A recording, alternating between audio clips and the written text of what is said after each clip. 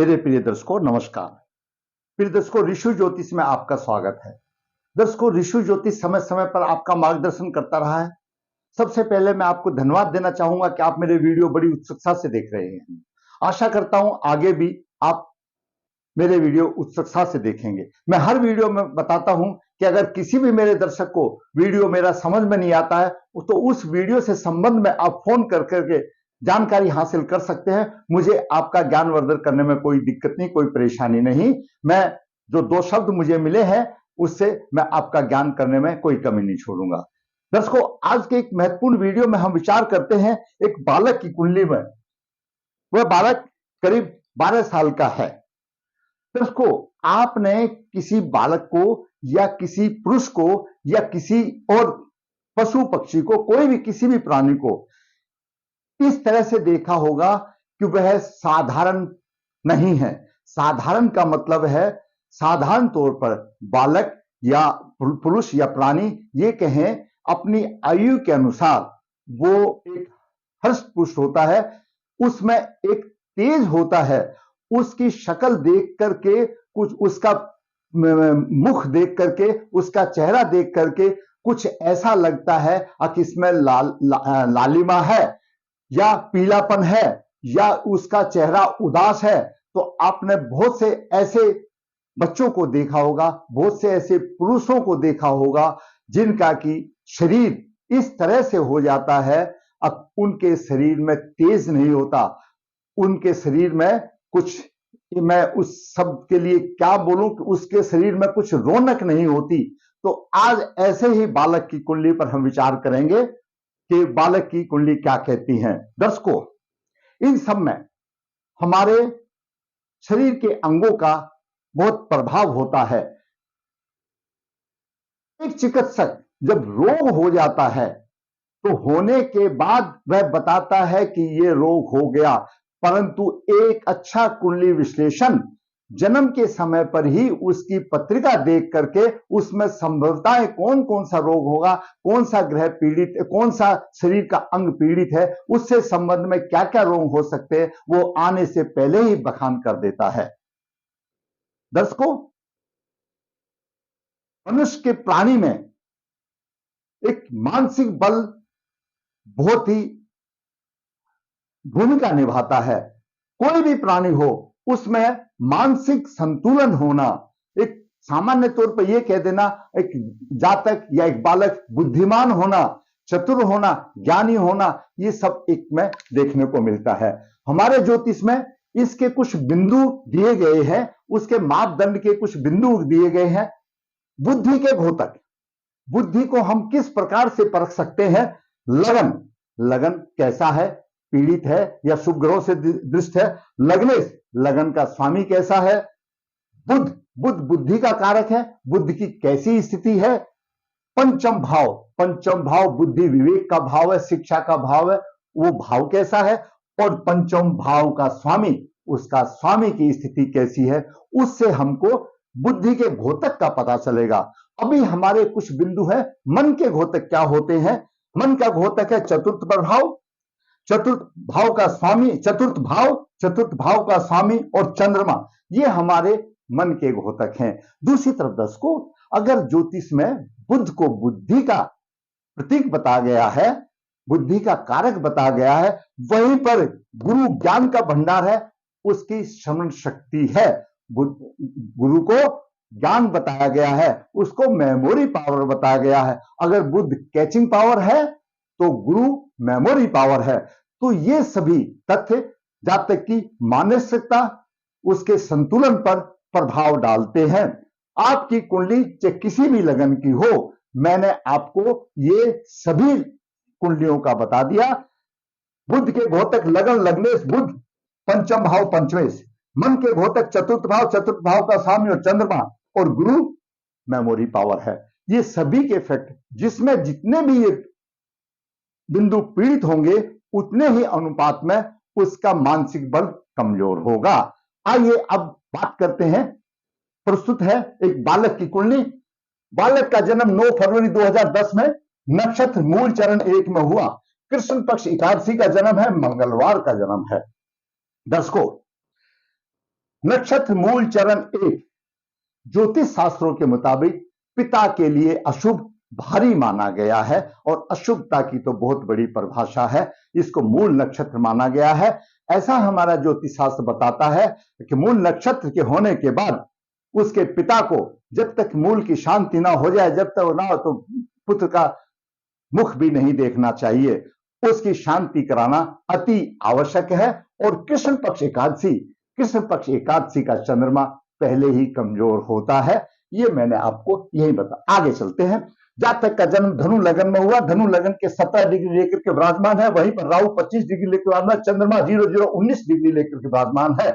द्वितीय भाव में मकर राशि में सूर्य 26 डिग्री और बुध 4 डिग्री लेकर विराजमान है। एकादश भाव में शुक्र 2 डिग्री लेकर के अस्त है और गुरु वहीं पर लग्नेश 11 डिग्री लेकर के विराजमान है। सप्तम भाव में केतु 25 डिग्री लेकर के विराजमान है, तो अष्टम भाव में नीच राशि में मंगल 11 डिग्री लेकर के विराजमान है और दसम भाव में शनि 10 डिग्री लेकर के विराजमान है। ये ग्रहों की स्थिति रही। अभी आज का हम आगे विचार करते हैं कि जातक का लग्न कैसा है। जातक का लग्न कैसा है, तो पहले हम बुद्धि के घोतक अंगों पर विचार करेंगे। ये वीडियो कुछ अलग से है। जातक का लग्न कैसा है, लग्न पर राहु का प्रभाव, चंद्रमा अष्टमेश है, चंद्रमा का प्रभाव और शनि का केंद्र प्रभाव और केतु की सप्तम दृष्टि। इस प्रकार लगन पर राहु, चंद्रमा और शनि का केंद्र और केतु, इन चार का ये अशुभ प्रभाव है। जातक का लग्न पीड़ित है। लगन जातक का जब पीड़ित हो जाता है तो आप ये समझिए यहां पर लगन हमारे दो हिस्सों में बंट जाता है। लगन हमारा शरीर है, हमारा सिर है, और दूसरा धनु राशि, तो धनु राशि भी पीड़ित है।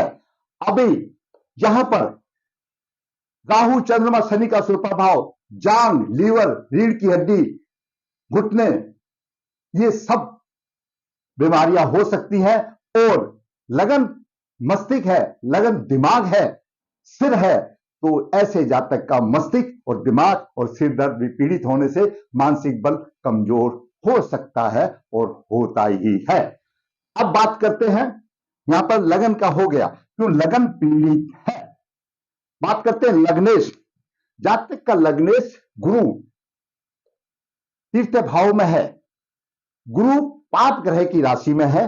पहले तो मैं यही व्याख्या बता दूं कि हरिवंश पुराण के मुताबिक जब गुरु पाप ग्रह की राशि में होता है, नीच राशि में होता है, शत्रु राशि में होता है, पाप प्रभाव से प्रभावित होता है, तो ऐसा मान के चलिए कि ऐसे जातक के पूर्व जन्मों के अशुभ प्रभाव और पितरों के अतृप्त होने के कारण, पूर्वजों के कर्मों के कारण इन ऐसे जातक का गुरु पाप ग्रह की राशि में होता है। हरिवंश पुराण कहता है इसके लिए पितृदोष निवारण करना चाहिए। तो जातक में गुरु पाप ग्रह की राशि में आने से ही पितृदोष आ गया, लगन भाव पीड़ित होने से ही पितृदोष आ गया। आगे बढ़ते हैं, आगे क्या कहते हैं, तो लग्नेश पीड़ित नहीं है, हालांकि फिर भी मंगल नीच राशि का है, अष्टम दृष्टि लगन गुरु पर है, लेकिन नीच की दृष्टि है, मंगल सेनापति है, गुरु गुरु है, थोड़ा सा प्रभाव है जो कि ना के बराबर हम उसको कह सकते हैं, इसलिए हमने उसको नहीं लिया है। तो हम ये कह सकते हैं कि लग्नेश हमारा ठीक है, लग्नेश हमारा ठीक है, हम ये कह सकते हैं कि लग्नेश ठीक है, लगन का भाव पीड़ित है। अब बात करते हैं बुध की। दर्शकों, बुध बुद्धि का कारक है और द्वितीय भाव में है। बुध के ऊपर हल्का सा मंगल का शत्रु प्रभाव है, थोड़ा सा पीड़ित है, अधिक नहीं है, लेकिन थोड़ा सा प्रभाव तो है, तो उसको हम थोड़ा सा पीड़ित में खाने में ले जाते हैं। अब बात करते हैं पंचम भाव। पंचम भाव पर राहु का प्रभाव है, पंचम भाव पीड़ित है और पंचम भाव का स्वामी मंगल लग्नेश ये भी नीच अवस्था में है, तो पंचम भाव भी पीड़ित है और पंचमेश भी अशुभावस्था में है और लगन भी पीड़ित है। यहां पर हमने जब बुद्धि के घोतक लग्न, लग्नेश, बुध, पंचम भाव, पंचमेश हमने बताए, उसमें से हम ये कह सकते हैं अगर लग्नेश हमारा ठीक है, पंचम भाव, पंचमेश और लग्न तीनों अधिक खराब है, बुध थोड़ा खराब है, ऐसा हम समझ सकते हैं। अब बात करते हैं मन के घोतक क्या कहते हैं। मन के घोतक अंक चतुर्थ भाव का स्वामी और चंद्रमा। दर्शकों, चतुर्थ भाव पर शनि का प्रभाव है, चतुर्थ भाव पर शनि का प्रभाव है, चतुर्थ भाव पीड़ित है। और चतुर्थ भाव का स्वामी फिर गुरु है, यह पीड़ित नहीं है, हमने माना कि यह पीड़ित नहीं है। उसके बाद बात करते हैं चंद्रमा। चंद्रमा कृष्ण पक्ष का चंद्रमा है, अष्टमेश है, अष्टमेश रोग देने वाला है, दीर्घकालीन रोग देने वाला है। अष्टमेश मूल नक्षत्र में है, मूल नक्षत्र पीड़ित है। मूल नक्षत्र जब पीड़ित होता है तो दर्शकों बीपी लो या हाई हो सकता है, कमर में दर्द होगा, घुटने दर्द होगा, गठिया होगा, पेट गैस, मानसिक तनाव और लंबी बीमारियों का होगा। तो चंद्रमा भी हमारा ये अशुभ चला गया। अभी हमने यहां पर बुद्धि के घोतक, मन के घोतक 8 बिंदुओं को हमने ये पकड़ा। 8 बिंदुओं में से 1 2 3 4 5 बिंदु तो टोटली वॉश आउट हो गए। बचा है गुरु और लग्नेश। लग्नेश और गुरु एक ही बात है। तो कहने का मतलब 8 में से 5 बिंदु आउट हो गए, तो मानसिक बल कमजोर तो होगा ही। बुद्ध स्लाइडली है तो 5.5 बिंदु आउट हो गए, 5.5 बिंदु, 2.5 बिंदु बचा। तो उसके सहारे बच्चा चल रहा है कि बालक का गुरु ठीक है, गुरु मेमोरी पावर है, बुद्ध कैच करता है, स्लाइडली प्रभावित है, इतना प्रभावित नहीं है, तो मानसिक बल जातक का कमजोर हो गया। अब बात करते हैं आगे। मंगल नीच राशि में है, कर्क राशि में है। कर्क राशि का स्थान हमारे शरीर का वक्षस्थल है, छाती का स्थान है। जितने भी छाती से संबंधित अंग हैं उनको पीड़ित दर्शाता है। और पुष्य नक्षत्र में है, पुष्य नक्षत्र पीड़ित हो तो श्वास रोग, ulcer, cancer, vitamin C, TB, खून की कमी, नसें कमजोर हो जाती हैं, क्यों मंगल खून का कारक है। जब मंगल यहां पीड़ित है तो बच्चे के शरीर में जो खून का प्रभाव होगा उसमें कहीं ना कहीं कमी आ जाएगी। अब यहां पर सोचिए दर्शकों, हम आमतौर पर कह देते हैं किसी बच्चे का कोई हिस्सा शरीर का ठीक नहीं होता तो ऐसा कहते हैं यहां की नसें ब्लॉक हो गई, क्योंकि शरीर का हमारा अंग तभी चलता है जब उसमें खून सुचारू रूप से चलता है। तो यहां पर मंगल उसको रोकता है और ब्लड को और खून को सुचारू रूप से रोकने में प्रतिबंधित है। और जिस हिस्से में बालक को ब्लड नहीं पहुंचता वो हिस्सा कमजोर हो जाता है, इसलिए लालिमा चेहरे पर नहीं होती, खून की कमी मानी जाती है। और इस तरह से उत्तराषाढ़ा नक्षत्र भी पीड़ित है यहां पर, तो धनु राशि भी पीड़ित है, लगन भी पीड़ित है। शुक्र रोगेश है, शुक्र रोगेश है, रोग देने वाला ग्रह है। रोगेश धनिष्ठा नक्षत्र में है, अगर धनिष्ठा नक्षत्र पीड़ित हो तो हृदय रोग हो, मानसिक दुर्बलता होगी और अन्य कई किस्म का प्रभाव होगा। ये इतने सारे मैंने योग आपको इस स्थिति में बता दिए। इस तरह से हमारी जो एक दो ही मशीन एक है, एक है हमारा दिमाग और दूसरा हमारा वक्षस्थल, जहां पर हमारे शरीर की पूरी मशीनरियां हैं, किडनी है, हृदय है, पाचन शक्ति है, यानी सभी कुछ हमारे उसमें है। छाती के अंदर में हमारी मेन मशीनरी है, दूसरी हमारी मेन मशीन सिर के अंदर में है। तो सिर जातक का लगन है, सिर पीड़ित है और छाती के अंदर की मशीनरी जातक की छाती है। छाती पर मंगल का प्रभाव है और बुध का प्रभाव है। बुध वैसे ही जब अगर चतुर्थ भाव में होता है तो टीबी वैसे ही दे देता है, और मंगल नीच स्तंभ है तो ऐसे जातक को छाती से संबंधित रोग होना स्वाभाविक है। उस मशीनरी में नुक्स आना स्वाभाविक है, क्यों मशीनरी तो छाती के अंदर ही है, घुटने, फेफड़े आदि आदि वो ठीक सुचारू रूप से काम नहीं करेंगे तो हमारा शरीर ठीक से काम नहीं करेगा। ये हालत इस बालक की है। बालक देखने में, जैसा मैंने पहले व्याख्या बताई, देखने में उस बालक के शरीर पर तेज नहीं है। उसको ऐसे बालक को किसी तरह से डिसेबिलिटी वाला भी कहा जा सकता है। उसका मन संतुलन में नहीं है, उसका बुद्धि इतनी तेज नहीं है, उसमें दिक्कतें हैं। अब थोड़ा सा उपाय की बात करें, वो तो मैंने दोस्त को बता दिया। उपाय जहां तक की कुंडली में प्रबल पितृदोष है, ऐसे ग्रह ये बताते हैं, मूल नक्षत्र और ये राहु केतु ऐसे ग्रह बताते हैं, गुरु की स्थिति ऐसे बताते हैं कि इनका कोई पूर्वज अतृप्त आत्मा में है, उस पूर्वज की मुक्ति कराना अति आवश्यक है। दूसरा दर्शकों, लगन पीड़ित है, लगन में गले के अंदर जब दोष निकालने के बाद कोई भी लगन हो आपका और दूसरा इसी तरह से कोई भी लगन हो, तो लग्नेश का रत्न आप गले में धारण करो, राहत मिलेगी। और जैसे ये उपाय है, मंगल है या शनि है, इनके उपाय कीजिए, उनके कारत्व कर्म कीजिए, आपको अवश्य फायदा होगा। मैं ऐसी कुंडली में ये तो नहीं कह सकता 100% ठीक हो जाएगा, लेकिन आपको फायदा जरूर होगा। लग्नेश का रत्न धारण कीजिए, कोई किसी भी कुंडली की कुंडली हो, ये मैंने सभी के लिए बताया है। अब बुद्धि के घोतक क्या है और मन के घोतक क्या है, गुरु क्या है, ये कोई भी लगे कुंडली हो, इस तरह से पीड़ित होंगे तो उसको आम आदमी बोल देते हैं, अरे इसमें दिमाग नहीं है, इसको क्या बात करने का, पागल है दूसरा। मतलब कम बुद्धि वाला बोलो या मानसिक बल बोलो, सारी बातों का निचोड़ वही है। जातक का वत्सल पीड़ित है, जातक का सिर पीड़ित है, शरीर में और बचा क्या, चलाने वाला तो यही है, सिर और वत्सल, यही दो हिस्से तो है, उसमें उसके ऑर्गनाज पीड़ित हैं।